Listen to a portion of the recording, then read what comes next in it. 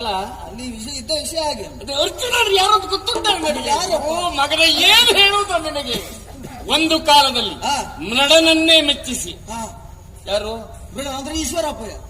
ಈಶ್ವರಪ್ಪಯ್ಯ ಅಲ್ಲ, ಈಶ್ವರ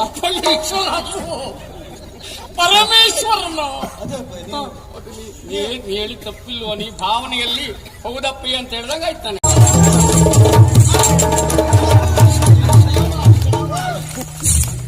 ನೀವ್ ಎಷ್ಟೊತ್ತಿ ಬರ್ತೀರಂತ ಕಾಯ್ತಾ ಇದ್ದೇನೆ. ಅಂತೂ ಹೇಳಿದ್ರಲ್ಲಿ ತಪ್ಪಿಲ್ಲ. ನೀನು ಬೆಳೆದಿರಬಹುದು, ಆದ್ರೂ ನನಗೆ ಮಗ ಹೌದು ಕಂದನೆ. ಹಾಗಾಗಿ ಅಲ್ವಾ ಏರಿದ್ದಿಲ್ಲಿ. ಜೀವನದಲ್ಲಿ ಎಷ್ಟಾದ್ರೂ ಎತ್ತಿಕೊಳ್ಳುವಂತ ಸಾಮರ್ಥ್ಯ ನಿಮಗುಂಟು. ಸುಮ್ಮನೆ ಇರ್ತೇನೇನು? ಬಳ್ಳಿಗೆ ಕಾಯಿ ಭಾಗ ಆಗ್ತದ? ಇಲ್ಲವೇ ಇಲ್ಲ.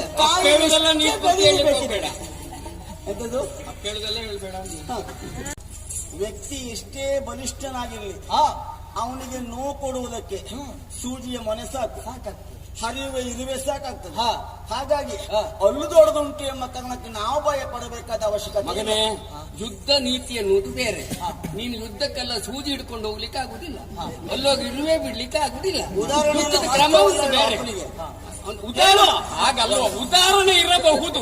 ನಾನು ಹೇಳಿದ್ ಯಾಕೆ ಅಂತ ಚಾಣಾಕ್ಷತನ ಬರಬೇಕು ಅಂತಾದ್ರೆ ಜೀವನದಲ್ಲಿ ಯುದ್ಧ ಅನುಭವ ಆಗಬೇಕು. ಪಾರ್ಥನಿಗೆ ಆಗುವಷ್ಟು ಅನುಭವ ನಿನ್ ಜೀವನದಲ್ಲಿ ಆಗಿದೆಯೇನ? ನನ್ನ ಮಗ ನೀನು ಮತ್ತೆ ಹೆಚ್ಚು ತಿರುಗಾಟ ಬೇಡಪ್ಪ. ನಿಜವಾಗಿ ತಿರುಗಾಟವೇ ಬೇಡ. ನನಗೂ ಹಾಗೆ ನಿನಗೂ ಹಾಗೆ ನಮ್ಮ ಅಪ್ಪರಿಗೂ ಇತ್ತೇನೋ ಗೊತ್ತಿಲ್ಲ. ಒತ್ತಾಯಕ್ಕೆ ಬೇಕಾಗಿ ತಿರುಗಾಟಕ್ಕೆ ಹೋಗುದು ಅಂತ ಒತ್ತಾಯ ಖಂಡಿತ ಹೌದು. ಇದು ಹೌದು, ಒತ್ತಾಯಕ್ಕೆ ಬೇಕಾಗಿ ತಿರುಗಾಟ. ಅಂದ್ರೆ ಹೋಗುವಾಗ ಏನೊಂದು ಮನಸ್ಸಿದ್ದಿತ್ತು. ನಿನಗೂ ಇತ್ತು ಅಂತ ಹೇಳ ಮಹಾರಾಯ. ಅಂತ ಮಾಡುದು ಈಗ ಅಮ್ಮಿಲ್ಲಲ್ಲ. ಕುದುರೆಯನ್ನ ಕಂಡಲ್ಲ, ಬರೇ ಕುದುರೆ ಅಲ್ಲ, ಸಾಮಾನ್ಯವಾಗಿರುವಂತಹ ಕುದುರೆ ಅಲ್ಲ, ಅಸಾಮಾನ್ಯ ವ್ಯಕ್ತಿತ್ವವುಳ್ಳಂತಹ ಕುದುರೆ ಅದು. ಓಹೋ, ಅದನ್ನ ಕಂಡಾಗ ಸ್ವಚ್ಛದರ ದಬಳಾಂಗದ ಅತಿ ಮನೋರ ಪೀತ ಪುಚ್ಚ ಸುಗಮದಲೆಸುವ ನೀಲಚ್ಛವಿಯ ಕೋಮಲ ತುರಗದ ಹಾಗೆ ಕಂಡಿತು. ಇದು ನೀನು ಮದುವೆ ಆಗೋದ್ರೊಳಗೆ ಈ ಮಾತು ಕೇಳಿರ್ಲಿಲ್ಲ ನಾನು. ಎಲ್ಲ ಹೆಂಡತಿ ಬಳವಳೆ ಎಲ್ಲ ಒಳ್ಳೇದು ಒಳ್ಳೇದು ಕೇಳಿ ಸಂತೋಷ ಆಯ್ತು ನನಗೆ. ಹೌದಪ್ಪ, ಆ ರೀತಿಯಾದಂತ ಕುದುರೆಯನ್ನ ಕಂಡದ್ದು. ಎಲ್ಲಿಂದ ಬಂತು ಎನ್ನುವ ಹಾಗೆ ಕಾಣುವಾಗ ಹಾಗೂ ಅದರಲ್ಲಿ ಒಂದು ಲೇಖನ ಇದ್ದಿತ್ತು. ಲೇಖನ, ಹಣೆಯಲ್ಲಿ ಒಂದು ಲೇಖನ ಇತ್ತು. ಅದನ್ನ ವಾಚಿಸಿದಾಗ ವಿಷಯ ಗೊತ್ತಾಯಿತು. ಏನು? ಇವ ಧರ್ಮರಾಯ ಮಾಡುವಂತಹ ಅಶ್ವಮೇಧದ ಯಾಗಂತೆ. ಪಾಂಡವರು ಹೌದೌದು. ಅದಕ್ಕೆ ಬೇಕಾಗಿ ತುರಗವನ್ನು ಬಿಟ್ಟಿದ್ದಾರಂತೆ ಪೂಜೆ ಮಾಡಿ. ಅಶ್ವಮೇಧದ ಕುದುರೆ. ಹೌದೌದು. ಅದು ಎಲ್ಲಾ ಕಡೆ ಬರ್ತಾ ಉಂಟಂತೆ. ಅಶ್ವಮೇಧ ಕುದುರೆ ಅಂದ್ರೆ ಎಲ್ಲ ಕಡೆ ಹೋಗ್ಲಿಕ್ಕೆ ಬಿಡುವುದು. ಹೌದು, ತಿರುಗಾಟಕ್ಕೆ ಬಿಟ್ಟಿದ್ದಾರ. ಬಿಟ್ಟಿರುವಂತಹ ಸಂದರ್ಭಕ್ಕೆ ಅದು ನೇರವಾಗಿ ನಮ್ಮ ಉಪವನದವರೆಗಾಗಿ ಬಂದಿತ್ತು. ಬಂದಂತಹ ಆ ತುರಗವನ್ನ ಕಂಡು ಆ ಲೇಖನದಲ್ಲಿ ಒಂದು ವಿಶೇಷವಾಗಿರುವಂತಹ ಒಂದು ಕುದುರೆಯನ್ನ ಕಂಡವರು ಯಾರು ಮೊದಲು? ಅವಳೆ. ಆಮೇಲೆ ಏನ್ ಹೇಳಿದ್ಲು? ಅದರಲ್ಲಿದ್ದಂತಹ ಅಧಿಕವಾದಂತಹ ವಿಶೇಷವಾದಂತಹ ಒಂದು ವಾಕ್ಯ ಇದಿತ್ತಪ್ಪ. ಬಲವಂತರಾದವರ ದನ ಕಟ್ಟಬೇಕಂತೆ, ಬಲಹೀನರಾದವರು ಕಪ್ಪ ಕಾಣಿಕೆಯನ್ನು ಕೊಟ್ಟು ಸಲ್ಲಿಸಬೇಕು ಎಂದು. ನೀನು ಓದದ್ದ ಅವಳು ಓದದ್ದು ನಿನ್ಗೆ ಹೇಳಿದ್ದ? ಅವಳು ಓದಿದ್ಲು, ನನಗೆ ಹೇಳಿದ್ದೆ. ಸರಿ ಉಂಟು ಕ್ರಮ. ಕೇಳಿರುವಂತಹ ನಾನು ಸುಮ್ಮನೆ ಬಿಡ್ಲಿಲ್ಲಪ್ಪ. ಏನ್ ಮಾಡಿದೆ? ಸುಮ್ಮನೆ ಬಿಡ್ಲಿಲ್ಲ. ಮಾಡಿದ್ದಾರೆ ಗೊತ್ತುಂಟಾ? ಏನ್ ಮಾಡಿದೆ?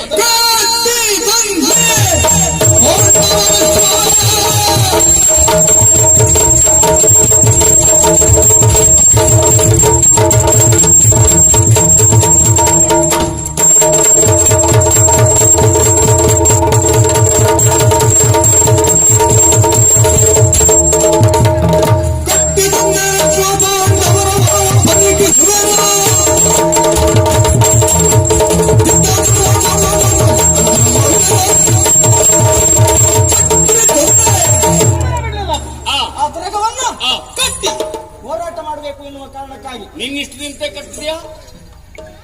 ಸ್ವಲ್ಪ ನನ್ನ ಇಚ್ಛೆ ಅಂತೆ, ಮತ್ತೆ ಸ್ವಲ್ಪ ಹೆಂಡತಿ ಹೇಳಿ. ಅದ್ರಲ್ಲಿ ನಿಂದು ಕಡಿಮೆ, ಅವಳದ ಇಚ್ಛ. ಅವಳಿದೆ ಇಚ್ಛೆ ಇರ್ತದೆ. ಸರಿ, ಕ್ರಮ ಸರಿ ಉಂಟು. ಅವಳ ಇಚ್ಛಾ ಪ್ರಕಾರವಾಗಿ ನನ್ನ ಬಲವನ್ನು ತೋರಿಸುವುದಕ್ಕೆ ಬೇಕಾಗಿ ತುರಗವನ್ನ ಕಟ್ಟಿ ಒಂದು ವಿಷಯ ನಿಮ್ಮಲ್ಲಿ ಹೇಳುವ.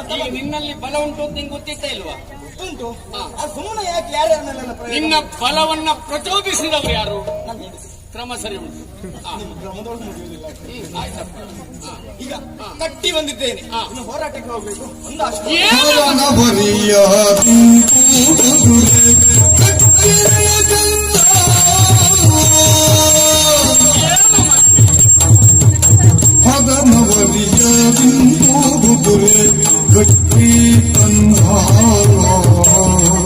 ಮಗನೇ,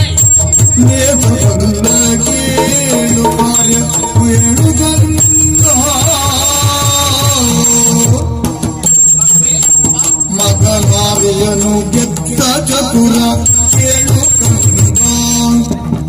ಮದನಾಭಿಷನು ಗೆದ್ದ ಚತುರ ಏಳು ಕಂದ ಕದನದಮ್ಮನಿಗಿನ್ನೂ ಕೇಳು ಕಂದ.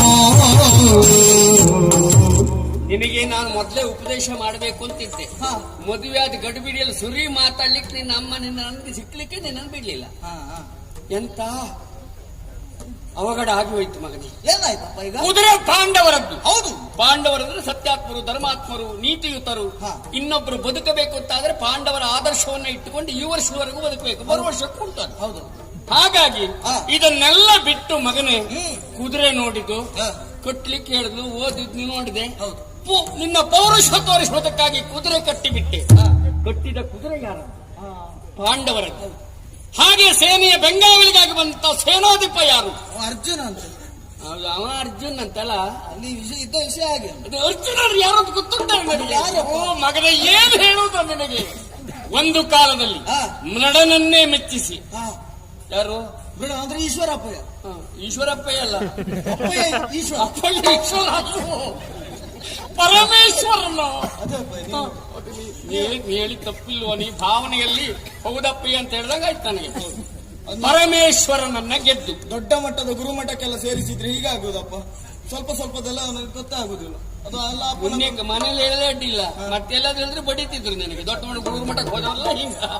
ಹಾಗಲ್ಲ ಮಗನೇ, ನೀನು ಭಾವನೆಯಲ್ಲಿ ಹೇಳಿದ್ದು ಸರಿ ಉಂಟು, ನನಗೆ ತಪ್ಪಾಗಿ ಕಲ್ಪನೆ ಆಯ್ತು. ಮಗನೇ, ಪರಮೇಶ್ವರನ ಗೆದ್ದು ಪಾಶುಪತ ಶರವನ್ನ ಪಡೆದವ, ಕಥೆಯಲ್ಲಿ ಕೇಳಿದ್ದೆ, ಅಂಜನ ಶರವನ್ನ ಪಡೆದವ. ಅಂತಹ ಅನುಗ್ರಹಿತರಾದಂತಹ ಪಾಂಡವರು ಅರ್ಜುನನಲ್ಲಿ ಕುದುರೆ ಕಟ್ಟಿ ಯುದ್ಧ ಮಾಡುವುದು ಜೀವನದಲ್ಲಿ ಸಾಧ್ಯವೇ ಮಗನೇ? ಯಾಕಾದ್ರೆ ಹೀಗೆ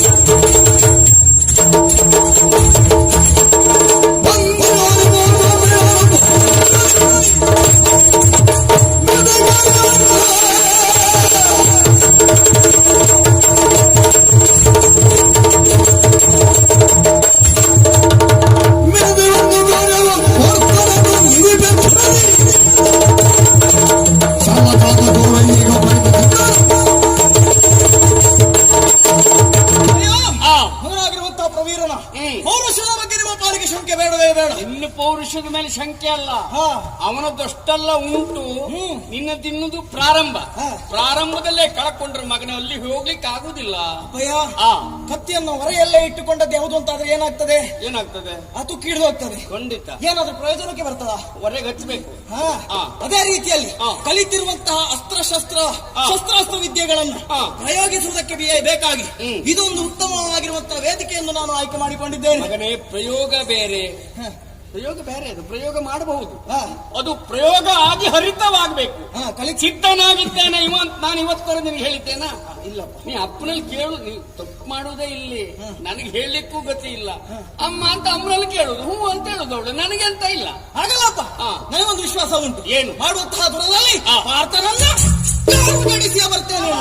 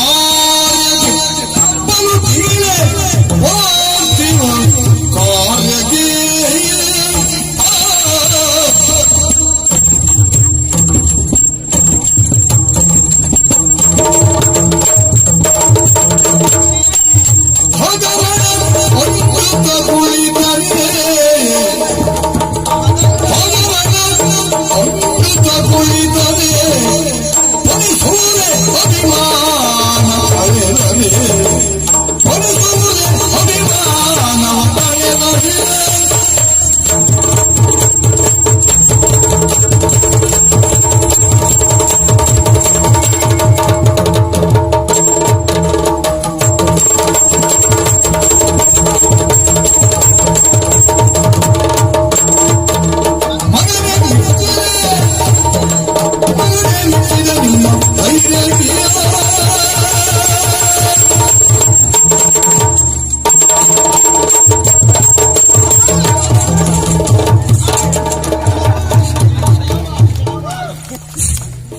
ಎಷ್ಟೊತ್ತಿ ಬರ್ತೀರ ಅಂತ ಕಾಯ್ತಾ ಇದ್ದೆ ನಾನು. ಅಂತೂ ಹೇಳಿದ್ರಲ್ಲಿ ತಪ್ಪಿಲ್ಲ. ನೀನು ಬೆಳೆದಿರಬಹುದು, ಆದ್ರೂ ನನಗೆ ಮಗ. ಹೌದು, ಕಂದನೆ.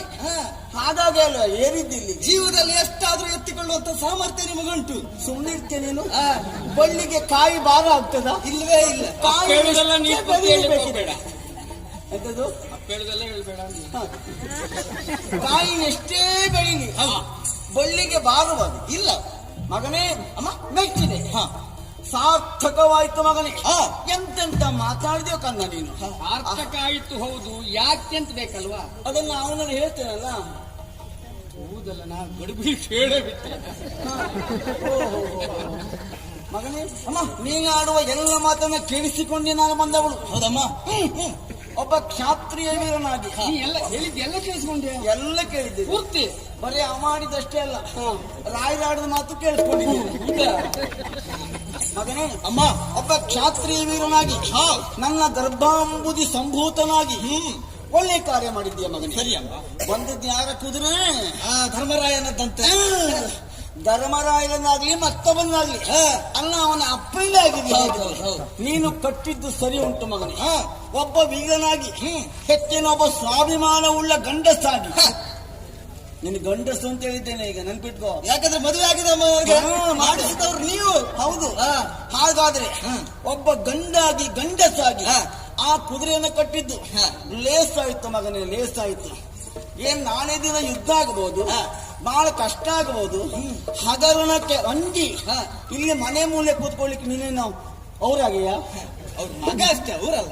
ಮತ್ತೆ ನೋಡು, ಒಂದು ಸ್ವಲ್ಪವೂ ಸುಳ್ಳು ಹೇಳಲಿಲ್ಲ, ನಾನು ಸತ್ಯ ಹೇಳಿದ್ದೇನೆ. ಹೌದು, ನಿಮ್ಮದು ಕ್ರಮ ಬಿಟ್ಟು ವ್ಯವಹಾರ ಇಲ್ಲಲ್ಲ. ಕ್ರಮ ಬಿಟ್ಟು ವ್ಯವಹಾರ ಇಲ್ಲ. ನನಗೆ ಕುದುರೆ ಕಟ್ಲಿಕ್ಕೆ ಹೇಳಿದ್ಯಾರ ಅವಳು? ನನ್ನ ಹೆಂಡತಿ ಮದನ. ಕರೆಯಬೇಡವ ಈಗ? ಅದು ಅಮ್ಮ ಮುಗಿಸಿಕೊಳ್ಳಿ. ಅಲ್ಲ, ಶಾಬಾಸ್ ಅಂತ ಹೇಳಿದಾಗ ಮತ್ತೆ ಪುನಃ ಎತ್ಕೊಳ್ತಾಳ ನೋಡಿದ್ ನಾನು. ಬೇಡ ಮಾರ, ನನ್ನ ಸೊಸೆ ನನ್ನಂತೆ. ನೀನು ಅವಳು ಮಾತು ಕೇಳಿದ್ಯಾ? ಹೌದೌದು ಕೇಳಿದ್ಯಾ? ಮೊದಲು ಕೇಳಲಿಲ್ಲ ಅಮ್ಮ. ಅದೇ ಮತ್ತೆ ನಿಮ್ ನೆನಪಾಯ್ತು. ಮತ್ತೆ ಕೇಳಿದೆ. ನನ್ ನೆನಪಾಗಿದೆ ಯಾಕೆ? ಅದೇ ನೀವೊಂದು ಮಾರ್ಗದರ್ಶಕರಾಗಿ ಪೌರುಷವನ್ನು ಹೇಗೆ ತೋರಿಸಬೇಕು ಎನ್ನುವ ಹಾಗೆ ಹೇಳಿಕೊಟ್ಟವರಲ್ವಾ. ನೀನು ಹೆಂಡತಿ ಮಾತು ಕೇಳಿದ್ಯಾ ಅಂತ ಆದ್ರೆ ನಿನಗೆ ಜೀವನದಲ್ಲಿ ಸೋಲೇ ಇಲ್ಲ. ಆಯ್ತಾ? ಅದರೊಟ್ಟಿಗೆ ನಿಮ್ಮ ಆಶೀರ್ವಾದ ಉಂಟಲ್ಲ. ಹೆಂಡತಿ ಮಾತಿಗೆ ವಿರುದ್ಧ ಆಡ್ತಾರೆ ಅವರು, ಮನೆ ಒಳಗಿರುವುದೇ ಅವರು. ನನ್ ತೋರಿಸಿ ಹೇಳುವುದೇ ಇದು. ತಲೆಬಿಸಿ ಮಾಡ್ಕೊಳ್ಬೇಡ. ಪೌರುಷವನ್ನ ನಿಜವಾಗಿ ತೋರಿಸಿಕೊಡಬೇಕಾದವ ತಂದೆ. ಪೌರುಷವನ್ನ ಹೆಂಡತಿಯಲ್ಲಿ ತೋರಿಸುವುದಲ್ಲ. ಆ ಪೌರುಷ ಬೇರೆ. ಗಂಡಸುತನವನ್ನ ಪ್ರಪಂಚ ಮುಖಕ್ಕೆ ತೋರಿಸಬೇಕು. ಅದು ಅದೇ, ಅದನ್ನ ಅಪ್ಪನಿಂದ ಮೊದಲು ಕಲಿಬೇಕು. ಸ್ವಲ್ಪ ಕಡಿಮೆ ಆದ್ರೆ ಆಮೇಲೆ ಕೇಳಬಹುದು. ಕಲಿಲಿಕ್ಕೆ ಅಂತ ಉಂಟು ಇಲ್ಲಿ. ಹಾಗಾದ್ರೆ ನಿನಗೆ ಕಲಿಸಬೇಕಾದ್ರೆ ನಾ ಕಲಿಸ್ತೇನೆ ಮಗನೇ. ನಾಳೆ ಯುದ್ಧ ಆದೀತು, ಪಾರ್ಥನ ಗೆಲುವು ಕಷ್ಟ ಆಗ್ತದೆ ಎಂಬ ಕಾರಣಕ್ಕಾಗಿ ಮನೆ ಒಳಗೆ ಕುಳಿತುಕೊಂಡು ಸ್ವಾಭಿಮಾನ ಮಾರಾಟ ಆಗುದಿಲ್ಲ ಮಗನೇ. ಖಂಡಿತ ಹೌದಮ್ಮ. ಹಾಗಾದ್ರೆ ಕ್ಷಾತ್ರಿಯ ಪಂಥಕ್ಕನುಗುಣವಾಗಿ ಕುದುರೆ ಕಟ್ಟಿದ್ದು ಲೇಸಾಯ್ತು. ಯುದ್ಧ ಮಾಡು ಸರಿ ಉಂಟು. ಮಾಡಿ ಯುದ್ಧವನ್ನ. ಯಾರು ಯುದ್ಧ ಮಾಡುವುದು? ನಾನು ಮಗನೇ. ದುಡುಕಿ ಯುದ್ಧವ ಮಾಡಲಿ,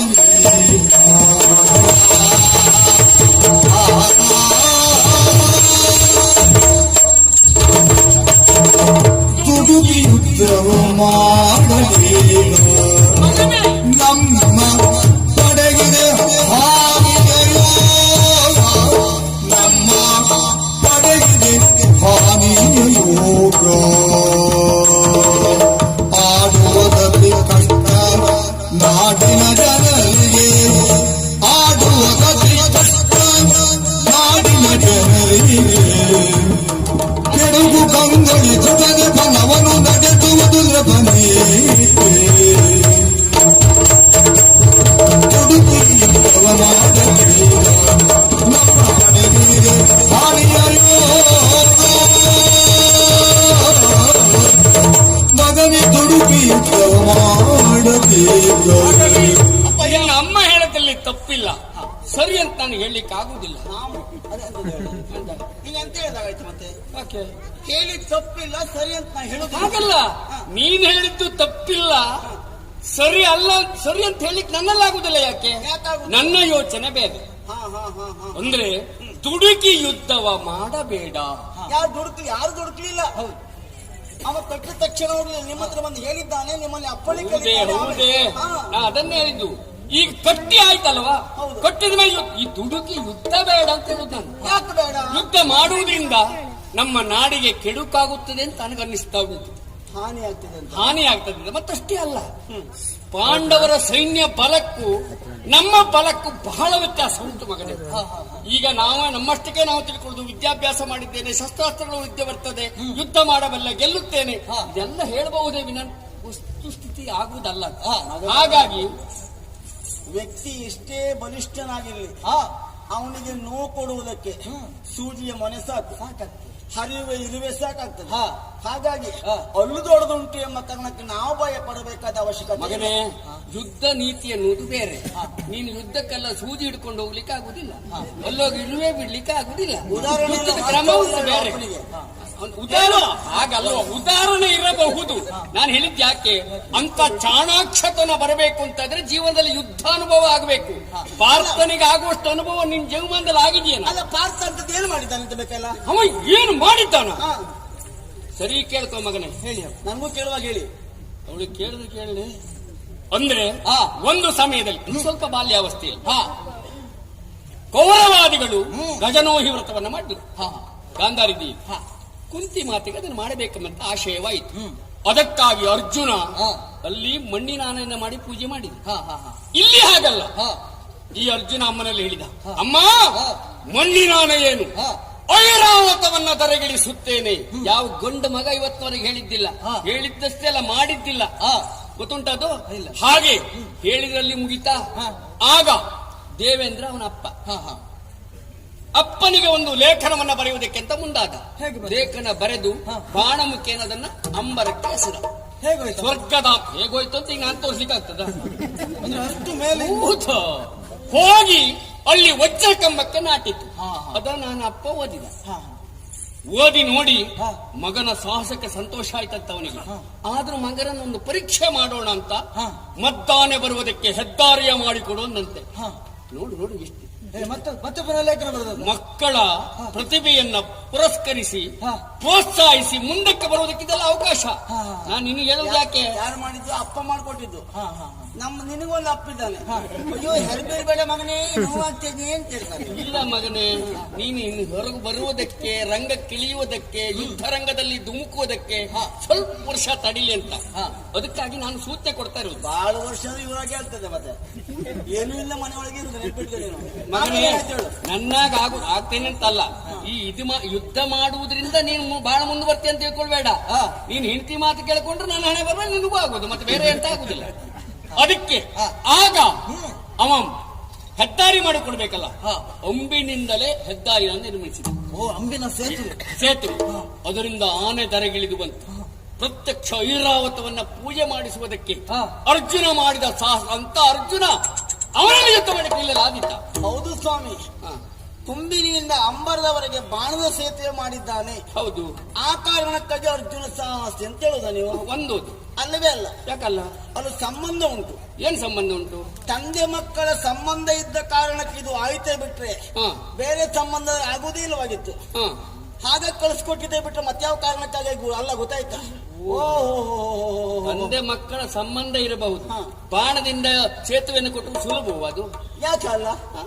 ಸುಲಭವೇ ಅವನಿಗೆ. ಅವನೇ ಸುಲಭ, ಇಂಥವ್ರ ಹತ್ರ ಸಾಧ್ಯ ಇಲ್ಲ ಅಂತ ಹೇಳುದು ನಾನು. ನೀವು ಅವಕಾಶ ಕೊಟ್ಟು ನೋಡಿ. ಯಾರಿಗೂ ವೇದಿಕೆ ಕೊಡದೇ ಇದ್ರೆ ಯಾರ ಪ್ರತಿಭೆಯು ಹೊರಗೆ ಬರುವುದಿಲ್ಲ ಸ್ವಾಮಿ. ಪ್ರತಿಭೆ ಒಂದು ಅನಾವರಣಗೊಳ್ಳಬೇಕು ಅಂತಂದ್ರೆ ವೇದಿಕೆ ಬೇಕು. ಅವನ ಅಪ್ಪ ಅವನಿಗೆ ವೇದಿಕೆ ಮಾಡಿಕೊಟ್ಟ.